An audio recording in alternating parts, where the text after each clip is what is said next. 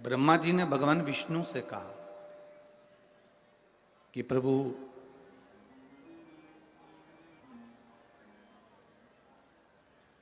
मुझे मेरे पिता का नाम मालूम है। ब्रह्मा जी कहते हैं कि मैं भगवान विष्णु की नाभि से प्रकट हुआ हूं, इसलिए मुझे मालूम है कि मेरे पिता भगवान विष्णु हैं।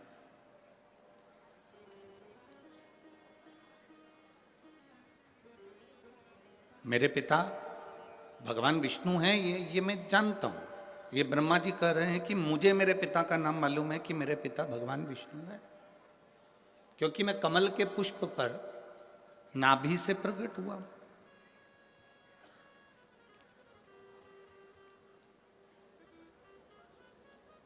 पर एक बात मेरे हृदय में समाती नहीं है कि मेरे पिता भगवान विष्णु हैं, पर भगवान विष्णु के पिता कौन है?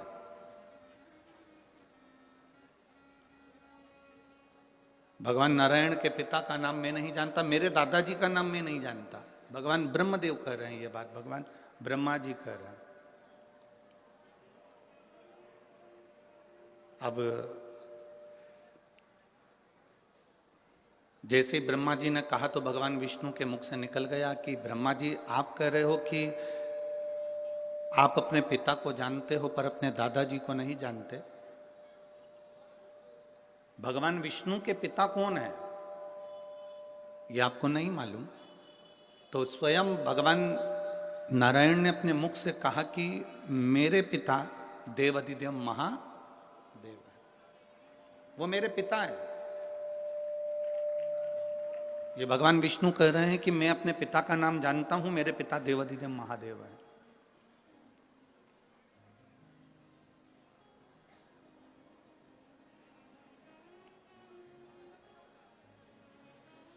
कहा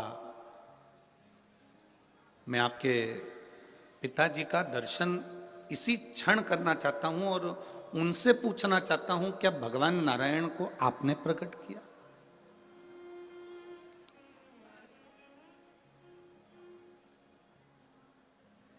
क्या भगवान नारायण को प्रकट करने वाले आप हो? मैं उनसे पूछना चाहता हूं। शिव महापुराण की कथा कहती है कि शिव की कथा और मनुष्य की व्यथा, ये दोनों का अंत कभी नहीं हो सकता, ये निरंतर चलती ही रहती है। कथा भी चलती रहती है और मनुष्य की व्यथा भी चलती रहती है।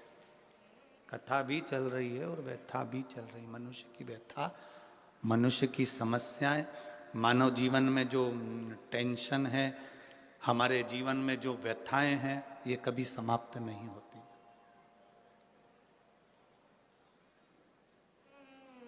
दुनिया के कई लोग ऐसे हैं जो व्यथा को समाप्त करने के लिए कई बाबाओं के चक्कर में पड़ जाते हैं।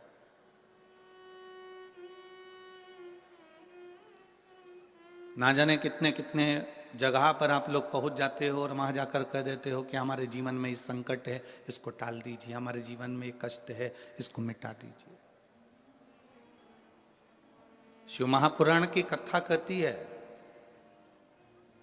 हमें किसी आडंबर की ओर, अंधविश्वास की ओर हमें नहीं जाना।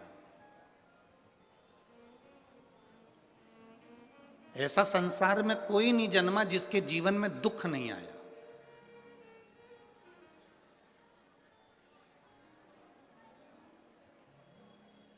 मट्टी का जो घड़ा बनकर रखा हुआ है, वो मट्टी का घड़ा अग्नि में तपता है तभी तो उसमें पानी रुकता है। अगर मट्टी के घड़े को अग्नि में नहीं तपाया जाएगा, मट्टी के घड़े को अगर अग्नि में नहीं तपाएंगे तो उसमें पानी नहीं भर सकते। वो घड़े में पानी डालोगे तो घड़ा टूट जाएगा। घड़े में अगर पानी भरना है, मट्टी के घड़े में अगर जल भरना है तो घड़े को तपना पड़ेगा। घड़ा तपेगा तब उसमें पानी भराएगा। और अगर वो घड़ा तपा नहीं है, ऐसे कैसे ही रखा हुआ है, बस मट्टी का तुमने घड़ा बना लिया, उसको अग्नि में नहीं तपाया, तो उसमें पानी की बूंद पड़ेगी, पानी पड़ेगा और वो गलकर नीचे गिर जाएगा। घड़ा तपता है तब उसमें पानी ठहरता है। दुख जब जिंदगी में आता है तो ये हमको तपाता है। क्यों तपाता है?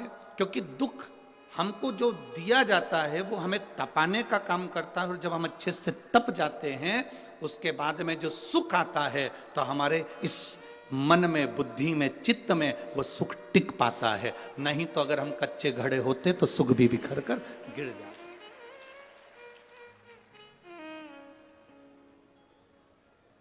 वो सुख भी समाप्त हो जाता। क्या राम जी की जिंदगी में दुख नहीं आया? क्या भगवान कृष्ण के जीवन में दुख नहीं आया?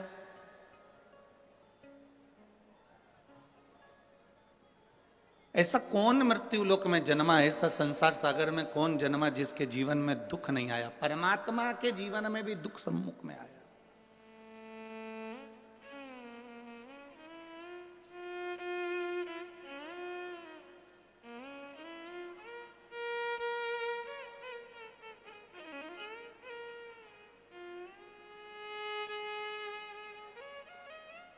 एक बात हमने बहुत पहले कथा में कही थी, आपके स्मरण में अगर होगा, जितने लोग टीवी पर कथा सुनते होंगे उनके स्मरण में होगा।